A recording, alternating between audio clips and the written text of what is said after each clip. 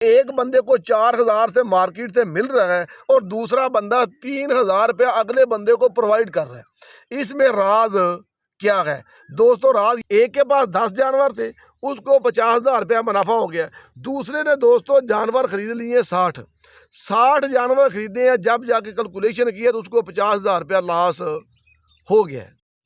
अस्सलाम वालेकुम, मैं हूं निसार अहमद दूल। आप देख रहे हैं दूल गोट फार्म का ऑफिशियल यूट्यूब चैनल और फेसबुक पेज। कैसे हैं दोस्तों?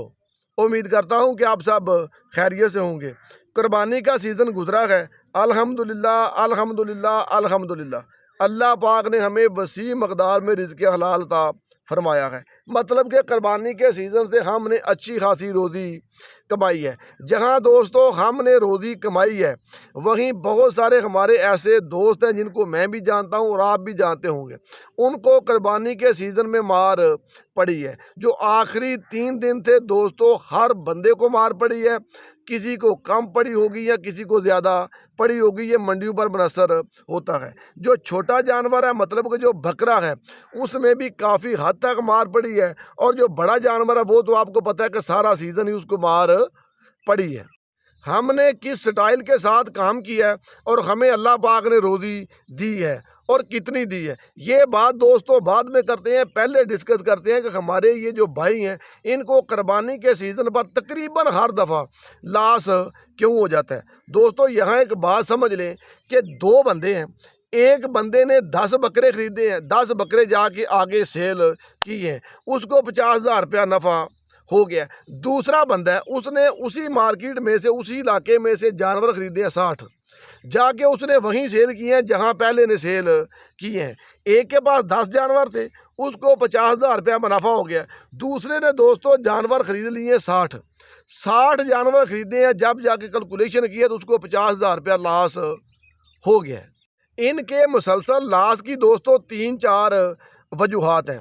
पहली वजह यह है कि इनकी दौड़ इस बात के लिए होती है कि हमने जानवर ज़्यादा इकट्ठे करने हैं। मेरे फराम मद्दे मुकाबला उसने 50 जानवर इकट्ठे किए हैं तो मैंने करना है 100। अगर किसी ने किया 100 तो मैंने करना है 150।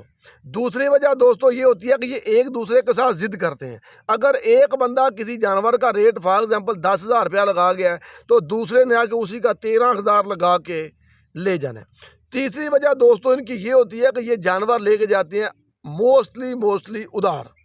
जो 40,000 वाला जानवर होता है, ये 55,000 रुपये में ले जाते हैं, इसलिए कि हमने पैसे आकर देने हैं। जबकि इनके जहन से ये बात निकल जाती है, भाई 1 महीने या 20 दिन के बाद कुर्बानी आ जानी है, हमने पैसे देने हैं, लोगों ने पैसे हमसे लेने हैं। आखिरी इनके लाश की वजह ये बनती है, जब ये जानवर लेके आके मंडी में चले जाते हैं, 20,000 रुपये इनने पीछे से जानवर महंगा लिया होता है। अब इनका प्रोग्राम होता है भाई वो 20,000 भी पूरा हो जाए और ऊपर से 15-20,000 हमें भी मिल जाए। ये 5-7 हज़ार के नफ़े के साथ जानवर को सेल नहीं करते। इसी कश्मकश में भी ये आखिरी 3 दिन में चले जाते हैं। जब आखिरी 3 दिन रह जाते हैं तो दोस्तों पाकिस्तान में कुर्बानी बन जाती है जुआ।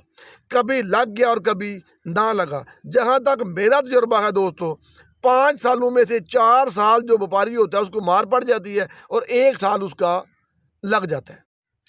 अब बात करते हैं कि हमने कुर्बानी का सीज़न किस तरह गुजारा है और हमने किस तरह रोज़ी कमाई है। दोस्तों इस दफ़ा जो कुर्बानी का बकरा था वो गोश्त के हिसाब से किसान से तकरीबन 4,000, 4,500, 5,000 रुपये किलो तक जानवर पीछे से सेल हुआ है।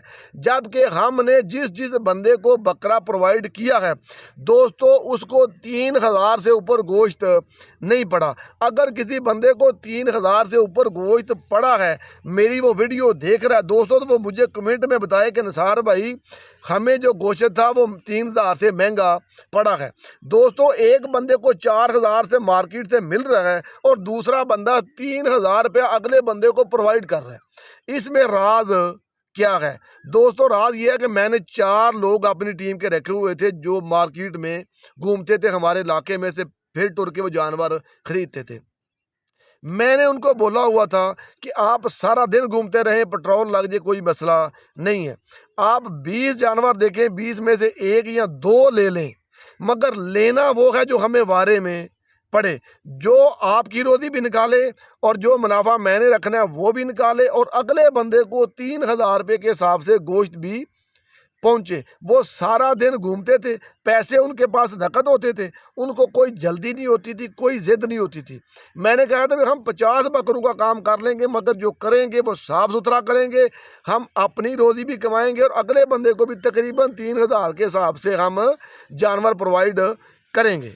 अब फ़र्क दोस्तों आपको समझ आ गया होगा। जब भी कुर्बानी का सीज़न आना है, आपको जल्दी क्या है, इतने जानवर इकट्ठे करके आपने क्या करना है। जहां आपने 200 बकरे का काम करना है दोस्तों, 100 बकरे का काम कर लें, 50 बकरों का काम कर लें, आपको भी अच्छी खासी रोज़ी मिल जाए और जिसको आपने भेजना है वो भी सेटिस्फाई हो जाए। बजाय इस बात के कि जब कुर्बानी के बाद आप वापस आएँ तो लोग आपको ढूंढते रहें और आप उनको मिले ना।